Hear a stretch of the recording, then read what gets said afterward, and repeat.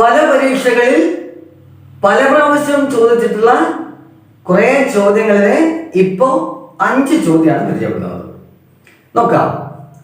ഒന്നാമത്തെ ചോദ്യം, ഒരു മാസത്തെ 7-ാം തീയതി തിങ്കളാഴ്ചയാണ്.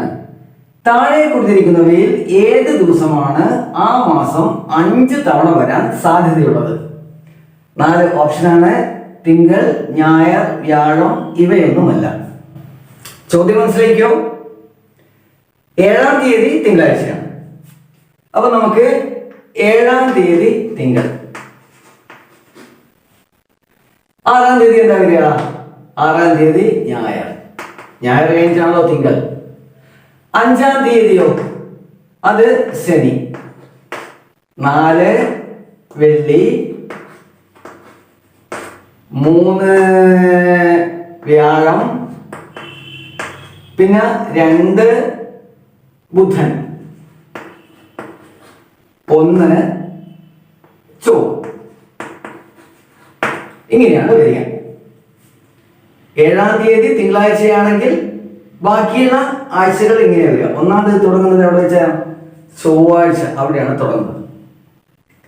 നിങ്ങൾ കണ്ടു നോക്കിയിട്ടുണ്ടോ ഏതൊക്കെ തീയതികളിലാണ് 5 പ്രാവശ്യം വരുന്ന ആഴ്ചകൾ വരുന്നത്? നോക്കിയോ? ഇപ്പോ കലണ്ടർ ഒന്ന് എടുത്ത് നോക്കുക. അപ്പൊ നിങ്ങൾക്ക് മനസ്സിലാകും 1-ാം തീയതി ഏത് ദിവസമാണോ ആ ദിവസം 5 പ്രാവശ്യം വരും. ഇപ്പൊ 1-ാം തീയതി ഇവിടെ ചൊവ്വാഴ്ചയാണ് അല്ലേ? 1-ാം തീയതി ചൊവ്വാഴ്ചയാണെങ്കിൽ ചൊവ്വാഴ്ച വരുന്ന മറ്റു ദിവസങ്ങൾ ഏതൊക്കെയാ അറിയോ? 8, 15, 22, 29. ഒന്ന് കണ്ടെടുത്ത് നോക്കണേ, അപ്പം നന്നായിട്ട് മനസ്സിലാകും. ഇപ്പൊ 1-ാം തീയതി ചൊവ്വാഴ്ചയാണെങ്കിൽ 8-ാം തീയതിയും 15-ാം തീയതിയും 22-ാം തീയതിയും 29-ാം തീയതിയും ചൊവ്വാഴ്ച ആയിരിക്കും. 7 ദിവസം കൂടിയിട്ട്. ഓക്കെ. ഇനി 2-ാം തീയതി ബുധനല്ലേ? അപ്പം വരുന്ന ദിവസങ്ങൾ ഏതൊക്കെയാ? മറ്റു ദിവസങ്ങൾ ബുധനാഴ്ച വരുന്നത് 9, 16, 23, 30. വ്യാഴാഴ്ച ആണെങ്കിലും 3-ാം തീയതി വ്യാഴാഴ്ച. അപ്പൊ ദിവസങ്ങൾ ഏതൊക്കെ വരും? 10, 17, 24, 31. ഇത്രയും ദിവസങ്ങൾ മാത്രമേ, അതായത് 1-ാം തീയതി ഏത് ദിവസമാണോ അത് 5 പ്രാവശ്യം വരും. 2-ാം തീയതി ഏത് ദിവസമാണോ അതും 5 ദിവസം വരും. 31 ദിവസങ്ങളുള്ള മാസമാണെങ്കിൽ 3-ാം തീയതിയും 5 പ്രാവശ്യം വരും. ഓക്കെ. ഈ ചോദ്യത്തിൽ പക്ഷേ 31 ദിവസമാണോ 30 ദിവസമാണോ 29 ദിവസമുള്ള ഫെബ്രുവരി ആണോ എന്ന് പറഞ്ഞിട്ടില്ല. അതിലേത് സാധ്യതയും നമ്മൾ എടുക്കാം. ഇവിടെ ഇപ്പോൾ തൽക്കാലം നമുക്ക് എന്താ ചെയ്യാം? 31 ദിവസമുള്ള ഒരു മാസമായിട്ട് തന്നെ എടുക്കാം. അങ്ങനെയെങ്കിൽ ഈ ഓപ്ഷൻസിൽ തിങ്കൾ, ഞായർ, വ്യാഴം ഉണ്ടല്ലോ, അതിൽ ഏത് ദിവസമാണ് ഇതിൽ വരുന്നത്? തിങ്കൾ വരുന്നില്ല, ഞായർ വരുന്നില്ല, പിന്നെ വരുന്നത് ഏതാ? വ്യാഴമാണ്. അപ്പൊ ഇതിന്റെ ഉത്തരമായി നമുക്ക് വ്യാഴം തിരഞ്ഞെടുക്കാം. ഓക്കെ. അടുത്ത ചോദ്യത്തിലേക്ക് പോകാം. x⁻y = y⁻x കൂടാതെ x = 2y എങ്കിൽ y-യുടെ വില എത്ര? x⁻y = y⁻x കൂടാതെ x = 2y എങ്കിൽ y = എത്ര? 4 ഓപ്ഷൻസ് ഉണ്ട്. 3, x, 2, 1/3. ഈ 4 ഓപ്ഷൻസിൽ ഏതാണ് ഇതിന്റെ ഉത്തരമായി വരുന്നത്? ഇത് കുറച്ച് സങ്കീർണമായ ചോദ്യം തന്നെയാണ്. വളരെ എളുപ്പത്തിൽ ചെയ്യാൻ പറ്റില്ല, എന്നാൽ നമുക്ക് എളുപ്പത്തിൽ ഒന്ന് ചെയ്യാൻ പറ്റുമോ ശ്രമിച്ചു നോക്കാം. അതിന് ചെയ്യേണ്ട എന്താണെന്നറിയോ? ആ ഓപ്ഷൻസില്ലേ, ആ ഓപ്ഷൻസ് എടുത്തിട്ട് നമുക്ക് അതിന് വില കൊടുത്ത് ചെയ്തു നോക്കുന്നതാണ് ഇവിടെ ഏറ്റവും ഉത്തമം. അതെങ്ങനെയാണെന്ന് നോക്കാം. ചോദ്യം ഇതാണ്: x⁻y = y⁻x. ഇതാണ് ഒന്ന്. രണ്ടാമത്തെ എന്താ? x = 2y. എന്തൊക്കെയാ ഓപ്ഷൻസ് തന്നിട്ടുള്ളത്? 3, x, 2, 1/3. ഈ 4 വിലയില് ഏതുമാകാം. അപ്പം നമ്മൾ എന്താ ചെയ്യാൻ പോകുന്നത്? ഈ ഓപ്ഷൻസ് എടുത്തിട്ട് വൈയുടെ വിലയാണല്ലോ, ചോദിച്ചിരിക്കുന്നത് അല്ലെ. ഇപ്പൊ വൈയുടെ വില 3 എടുത്ത് നോക്കാം, എക്സ് എടുത്ത് നോക്കാം, 2 എടുത്ത് നോക്കാം, 1/3 എടുത്ത് നോക്കാം. എന്നിട്ട് ഇതിൽ ഏതാണ് ശരിയാകുന്നത് എന്ന് നോക്കാം. ഓക്കെ, വൈയുടെ വില 3 ആണെന്ന് വിചാരിക്കാം. ഇത് ശരിയാകണമെന്നില്ല, എടുത്ത് നോക്കുന്നതാണ്. വൈയുടെ വില 3 ആണെങ്കിൽ എക്സ് റേസ് ടു വൈ എന്ന് പറഞ്ഞാൽ എക്സ് റേസ് ടു 3 സമം 3 റേസ് ടു എക്സ് ആയിരിക്കണമല്ലോ അല്ലെ. ആ ഉത്തരം ശരിയാണെങ്കിൽ ഇവിടെ പറഞ്ഞിട്ടുള്ള മറ്റൊരു കാര്യം എന്താ, എക്സ് സമം 2y ആണ്. ഇപ്പോ വൈയുടെ വില 3 എടുത്തു കഴിഞ്ഞാൽ എക്സ് സമം അത് 2y തുല്യമാണ് എന്ന് പറഞ്ഞാൽ എക്സിന്റെ വില എന്ത് വരും, 6 വരും. 6 റേസ് ടു 3 സമം 3 റേസ് ടു 6 ആണോ എന്ന് നോക്കാം. 6 റേസ് ടു 3 എന്ന് പറഞ്ഞാൽ എന്താ, 6 ഗുണിക്കണം 6 ഗുണിക്കണം 6. 3 റേസ് ടു 6 എന്ന് പറഞ്ഞാലോ 3 ഗുണിക്കണം 3 ഗുണിക്കണം 3 ഗുണിക്കണം 3 ഗുണിക്കണം 3 ഗുണിക്കണം 3 അല്ലേ. 3 6 പ്രാവശ്യം 1 2 3 4 5 6 ശരിയല്ലേ. ഇനി 3 ഗുണിക്കണം 3 എത്രയാ, 9 ഗുണിക്കണം 3 ഗുണിക്കണം 3 9 ഗുണിക്കണം 3 ഗുണിക്കണം 3 9. 6 ഗുണിക്കണം 6 ഗുണിക്കണം 6 സമം 9 ഗുണിക്കണം 9 ഗുണിക്കണം 9 ആവൂലോ, അത് വേറെ. ഇത് 6 ക്യൂബാണ്, ഇത് 9 ക്യൂബാണ്, 2 2ആണ് അല്ലേ. അപ്പം ഈ ഉത്തരം, ഈ ഓപ്ഷൻ ശരിയല്ല. പിന്നെ തന്നിട്ടുള്ളത് എക്സ് ആണെന്നാണ്, അതവിടെ നിൽക്കട്ടെ. നമുക്ക് തൽക്കാലം ഒരു സംഖ്യ ഉണ്ടല്ലോ, 2 എടുത്ത് നോക്കാം.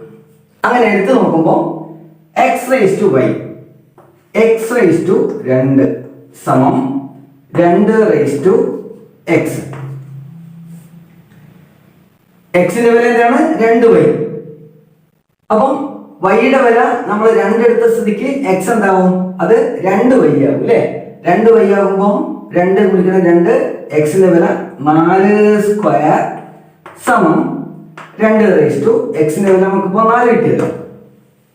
ഇത് ശരിയാണോ നോക്കുകയാണെങ്കിൽ ആ ഓപ്ഷൻ 4 സ്ക്വയർ എത്രയാ, 16 സമം 2 റേസ് ടു 4, 2 ഗുണിക്കണം 2 ഗുണിക്കണം 2 ഗുണിക്കണം 2, 2 2 4, 2 2 4, 4 4 16.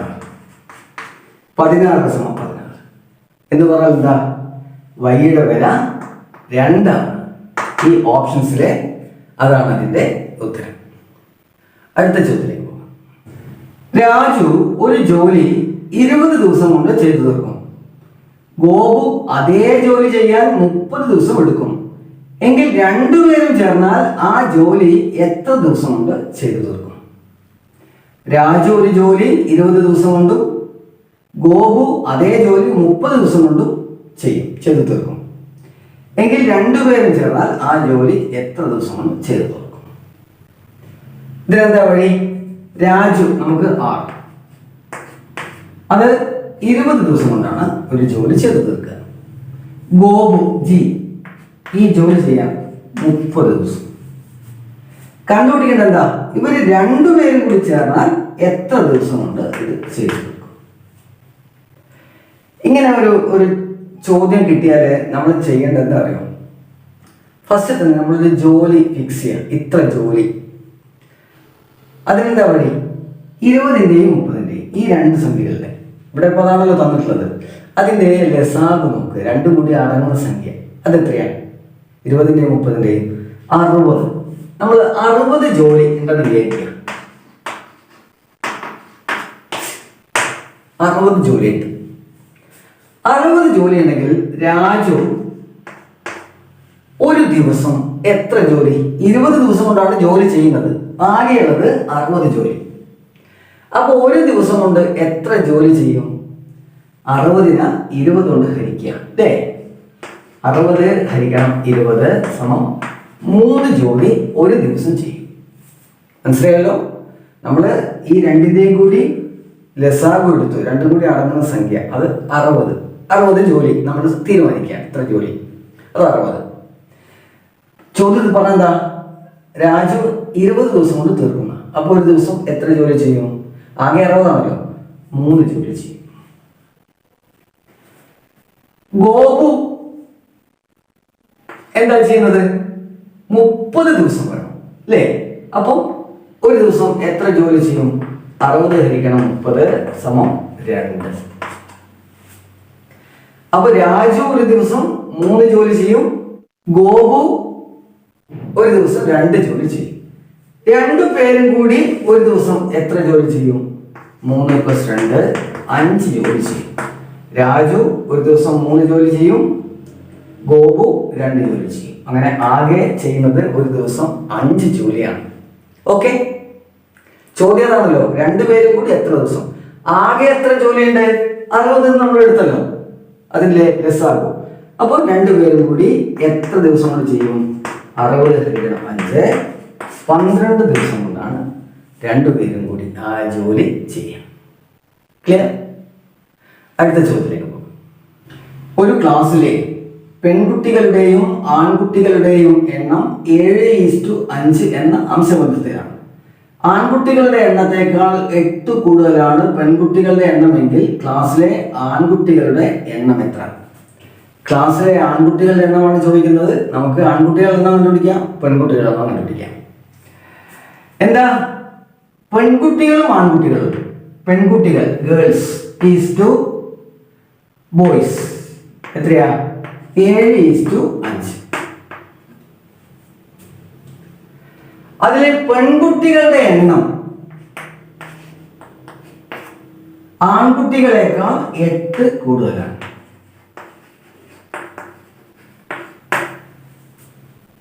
ക്ലിയർ? ആൺകുട്ടികൾ എന്നാണ് കണ്ടുപിടിക്കുന്നത്.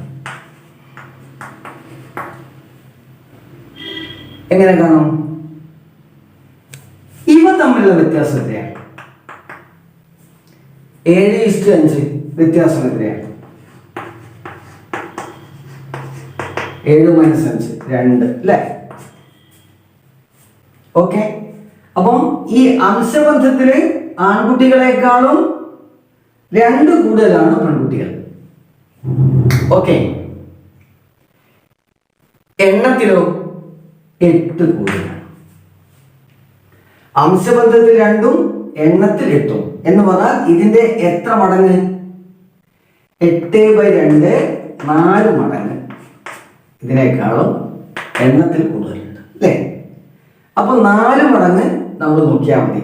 ഇത് 2ന്റെയും 4 മടങ്ങ്. 7ന്റെ 4 മടങ്ങ് എത്രയാ? 28. അതായത് പെൺകുട്ടികളുടെ എണ്ണം 28. ആൺകുട്ടികളുടെ എണ്ണം ഇതിന്റെ 4 മടങ്ങ് എത്രയാ? 20. ആൺകുട്ടികൾ 20ഉം പെൺകുട്ടികൾ 28ഉം രണ്ടും കൂടെ കൂട്ടിയാൽ 48 വരും. തമ്മിലുള്ള വ്യത്യാസം എത്ര? 28ൽ നിന്ന് 20 കുറച്ചാൽ എത്രയാ? 8. ശരിയല്ലേ? പെൺകുട്ടികൾ ആൺകുട്ടികളെക്കാൾ 8 കൂടുതലാണല്ലോ. അപ്പൊ ആൺകുട്ടികളുടെ എണ്ണം മനസ്സിലായല്ലോ, എത്രയാ? 20. ഓക്കെ, അടുത്ത ചോദ്യത്തിലേക്ക് പോകാം. ബഷീർ 30 മീറ്റർ തെക്കോട്ട് നടന്നതിന് ശേഷം ഇടത്തോട്ട് തിരിഞ്ഞ് 16 മീറ്റർ നടന്നു. അവൻ വീണ്ടും വലത്തോട്ട് തിരിഞ്ഞ് 20 മീറ്റർ നടന്നു. തുടർന്ന് വീണ്ടും വലത്തോട്ട് തിരിഞ്ഞ് 16 മീറ്റർ നടന്നാൽ തുടങ്ങിയ സ്ഥലത്ത് നിന്ന് ഇപ്പോൾ നിൽക്കുന്ന സ്ഥലവുമായുള്ള അകലം എന്ത്? കാഴ്ചക്ക് വലിയൊരു ചോദ്യമാണ്. കുറേ സംഖ്യകൾ തന്നിട്ടുണ്ട്. ഇടത്ത് വലത്ത് തെക്ക് വടക്ക് എന്നൊക്കെ പറഞ്ഞിട്ട് വലിയ ആശയക്കുഴപ്പമുണ്ടാക്കും. ഇതെങ്ങനെ ചെയ്യാം എന്നാലോചിച്ച് മതി എന്ന് പറഞ്ഞ് വിടുകയാണ് ചെയ്യുക. പക്ഷെ വളരെ നിസ്സാരമായ ചോദ്യം വലുതാണെങ്കിലും ഉത്തരം വളരെ നിസ്സാരമാണ്. ആദ്യം ചെയ്യേണ്ടത് ഇത്രയേ ഉള്ളൂ. ഇതിന്റെ ഫിഗർ വെറുതെ റഫായിട്ടൊന്ന് വരച്ചു നോക്കാം. ബഷീർ ഇതാ ഇവിടെ നിന്ന് പുറപ്പെട്ടു. തെക്കോട്ട് എന്ന് പറയുമ്പോൾ താഴോട്ടേക്കാണ് വരിക, വലത്തോട്ട് മുകളിലേക്കും. ഇത് 30 മീറ്റർ ആണ് തെക്കോട്ട് നടന്നത്. പിന്നീട് ഇടത്തോട്ട് തിരിഞ്ഞു. ഇടത്തോട്ട് തിരിഞ്ഞു എന്ന് പറയുമ്പോൾ നമ്മുടെ വലത്തോട്ടേക്കാണ് തിരിയേണ്ടത്. കാരണം അങ്ങ് ഇങ്ങോട്ടേക്കാണ് വരുന്നത്. ഇങ്ങനെ അങ്ങോട്ടേക്കാണെങ്കിൽ ഇടത്തോട്ട് എന്ന് പറയുമ്പോൾ ഇടത്തോട്ടേക്ക് തന്നെ പോകണം. പക്ഷെ അങ്ങ് ഇങ്ങോട്ട് വന്നതുകൊണ്ട് ഇടത്തോട്ട് എന്ന് പറയുമ്പോൾ നമ്മുടെ വലത്തോട്ടേക്ക് പോകണം. 16 മീറ്റർ ആണ്. വീണ്ടും വലത്തോട്ട് തിരിഞ്ഞ് 20 മീറ്റർ നടന്നു. വലത്തോട്ട് എന്ന് പറയുമ്പോൾ താഴോട്ടേക്ക് വരും. അത് 20 മീറ്റർ ആണ്. 20 മീറ്റർ. ഇവിടെ നിന്ന് വീണ്ടും എങ്ങോട്ടേക്ക് പോയി? വലത്തോട്ട് തിരിയുന്നു. വലത്തോട്ട് തിരിയുന്നു പറയുമ്പോൾ നമ്മുടെ ഇടത്തോട്ട് തിരിയുന്നു. എത്ര? 16 മീറ്റർ. ബി എത്തി. ഇത് എ. എയിൽ നിന്ന് ബിയിലേക്കുള്ള ദൂരം എത്ര എന്നാണ് ചോദിച്ചിരിക്കുന്നത്. ഇപ്പൊ നിങ്ങൾക്കറിയാം ഇത് 16 ആണ്, ഇതും 16 ആണ്. അതായത് ഇതിന് നേരെ ഇങ്ങോട്ടേക്ക് ഇങ്ങനെയാണ് വരുന്നത്. ഇത് എത്രയാ? ഇത് തന്നെയാണ്. ഇത് 20. ഇപ്പോൾ ഇവിടെ നിന്ന് ഇങ്ങോട്ടേക്ക് 30, ഇവിടെ നിന്ന് ഇങ്ങോട്ടേക്ക് 20, ആകെ 30 + 20 = 50 മീറ്റർ ആണ് ഇതിന്റെ ഉത്തരം. ഇത്രയേ ഉള്ളൂ.